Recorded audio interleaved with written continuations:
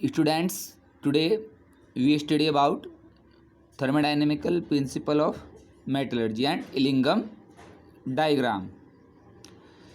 बेटा जो थर्मोडायनेमिक्स है बहुत इंपॉर्टेंट रोल प्ले करती है किसी भी मेटल ऑक्साइड से मेटल के फॉर्म होने में, ठीक है। और इसमें एक इलिंगम डायग्राम को भी हम देखते हैं। तो बेटा सबसे पहले यदि हम समझने की कोशिश करें एग्जाम्पल लेके कि हमारे पास में एक मेटल ऑक्साइड है MxOY, जब हमने इसको हीट किया तो इससे हमें X मोल्स तो किसके मिल गए, मेटल के, क्रूड मेटल के, एंड Y.2 O2 हमें फाइंड आउट हो गया इससे, ठीक है। तो हम बात कर रहे हैं कि मेटल ऑक्साइड से हमने क्या बनाना है, मेटल को हमें प्राप्त करना है। तो बेटा इसके लिए सबसे इम्पोर्टेंट चीज़ है फ्री एनर्जी, यानी कि रिएक्शन पॉसिबल है या नहीं, उसके लिए क्या है, इसका फ्री एनर्जी क्या होना चाहिए, निगेटिव होना चाहिए। और फ्री एनर्जी क्वेश्चन जैसे कि हमने लास्ट लेक्चर में भी देखा था, डेल्टा जी इक्वल्स टू क्या था, delta H minus T delta S. अब जैसा कि सब आप जानते हैं डेल्टा एस यहाँ पे क्या है, एंट्रोपी। एंट्रोपी क्या है, डिग्री ऑफ रैंडमनेस, ठीक है। टी क्या है, टेम्परेचर, और एच क्या है, एंथैल्पी। तो अब बात करते हैं कि डेल्टा जी जो है वो निगेटिव होगा तो इस रिएक्शन क्या होगी, स्पॉन्टेनियस होगी। यदि डेल्टा जी निगेटिव है देन रिएक्शन क्या होगी, spontaneous. If delta G is positive reaction is non spontaneous. बेटा डेल्टा जी पॉजिटिव होगा तभी जो रिएक्शन है वो प्रोडक्ट के लिए फेवरेबल होगी, तभी प्रोडक्ट इजीली फॉर्म हो पाएगा।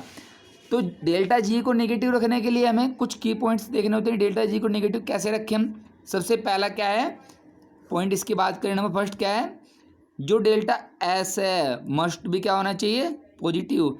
डेल्टा एस की वैल्यू कैसे होनी चाहिए, पॉजिटिव होनी चाहिए। सेकंड बात करें जो टेम्परेचर है वो कैसा होना चाहिए, हाई होना चाहिए, ठीक है। टेम्परेचर हाई होना चाहिए। टेम्परेचर जैसे जैसे इंक्रीज होता है डेल्टा जी की वैल्यू निगेटिव होती जाती है। And number third point important हमें देखना है, जो डेल्टा एच है, डेल्टा एच की जो वैल्यू है वो क्या होनी चाहिए, लेसर दैन होनी चाहिए टी डेल्टा एस से, ठीक है। 3 पॉइंट हमें ध्यान रखने हैं। एक तो डेल्टा एस जो आपकी क्या है, रैंडमनेस, ठीक है, वो क्या होनी चाहिए, पॉजिटिव। टी टेम्परेचर हाई होना चाहिए, और जो एंथैल्पी है वो आपकी कैसे होनी चाहिए, टी डेल्टा एस से कम होनी चाहिए बेटा, ठीक है। फॉर एग्जांपल यदि हम देखें, हमने माना किसी रिएक्शन के लिए जो डेल्टा एस था, हमने बात की कि डेल्टा एस का था 20 था, ठीक है, और ये टेम्परेचर हमने ले लिया 1000 केल्विन, ठीक है। और हम बात करें, हमने बात की कि उसके डेल्टा एच कितना था, डेल्टा एच हमने बात की उसकी 15,000 केल्विन है। तो अब देखें इक्वेशन अप्लाई करें हम, 15,000 माइनस 1000 इंटू 20। तो बेटा डेल्टा जी की वैल्यू हमें क्या फाइंड आउट हो क्या आएगी, 15,000 माइनस 20,000, ठीक है। तो अब आप देखो हमें कितनी फाइंड आउट हो गया आएगी, ठीक है बेटा। तो डेल्टा जी की वैल्यू में फाइंड आउट हो क्या आई, और क्या है ये, निगेटिव है। दैट मीन्स क्या होगा, रिएक्शन यहाँ पे क्या होगी, स्पॉन्टेनियस होगी, ठीक है बेटा। तो हमें 2-3 चीज़ें ध्यान रखनी है कि डेल्टा एस पॉजिटिव है, टी की वैल्यू हाई हो, और जो डेल्टा एच है उसकी वैल्यू क्या होनी चाहिए, टी डेल्टा एस से कम होनी चाहिए। लेकिन बेटा क्या होता है कि जनरली जो रिएक्शंस हैं उन्हें कराने के लिए हमें इसमें ये भी फिक्स है, ये भी फिक्स है, सिर्फ हम किसको इंक्रीज कर सकते हैं, टेम्परेचर को। तो टेम्परेचर हमें कई बार बहुत ज़्यादा देना पड़ता है, कई बार 1000 केल्विन 4000 केल्विन तक देना पड़ता है टेम्परेचर, जो इतनी ईजिली पॉसिबल नहीं है। यहाँ पे किसी के लिए इतना टेम्परेचर मेंटेन करना पॉसिबल नहीं है। तो रिएक्शंस को हम कैसे स्पॉन्टेनियस रखें, ये हमारे लिए फिर बहुत बड़ा चैलेंज है। इसको हम कैसे सोल्व करेंगे, हमें ये सोचना है अब। ठीक है बेटा अब हम इसको एक यदि एग्जाम्पल से समझें। सपोज दैट हमारे पास में जिंक है, 2Zn प्लस O2 क्या बन जाता है, 2ZnO, और इसका जो डेल्टा G है वो है -500। ठीक है बेटा, अब बात करते हैं, जब हम जिंक को ऑक्सीजन के साथ रिएक्ट कराते हैं, जिंक ऑक्साइड बनता है, इसका डेल्टा जी क्या है, नेगेटिव। दैट मीन्स ये रिएक्शन क्या स्पॉन्टेनियस है, प्रोडक्ट के लिए फेवरेबल है। क्योंकि बेटा आपने जैसे देखा होगा ये मेटल्स का कोरोजन है, आपने आयरन का भी देखा होगा, आयरन पे जैसे रस्टिंग होती है, ठीक है, वो भी आयरन ऑक्साइड में चेंज हो जाता है।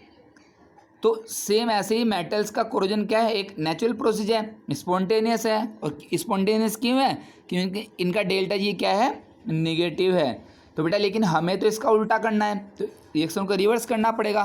दैट मीन्स 2ZnO से हमें क्या बनाना है, 2Zn प्लस O2।